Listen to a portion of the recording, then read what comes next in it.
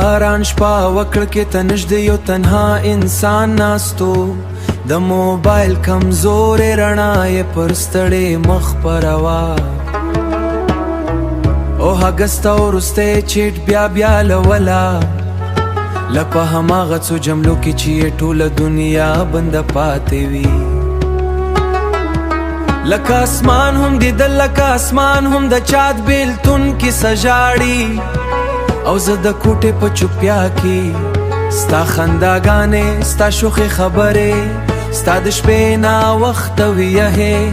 هر څه لا هم ژوول په چوپتیا کې ستا د خیال ساته پر لفظونو پاتې وم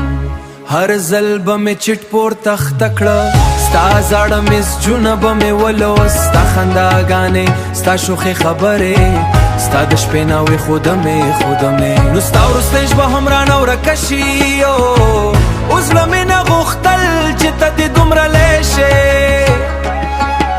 د کړکۍ نه بهر تیاره کوڅه پر تا وه د سړک څراغونه د باران په اوبو کې مات ښکارېدل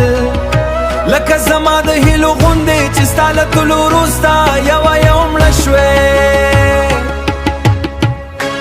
کله به مې ستا پروفایل عکس ته وکتل او سوچ به مې وکړه آیا ته هم اوس ویښه یې آیا ته هم زما زاړه مسجونه کللې ولې او که یوازې زه یم چې لا هم په تیر وخت کې بند پاتې یم زما د کوټ ساعت ورو ټک ټک کاوه او هیره دقیقه داسې تیره شوه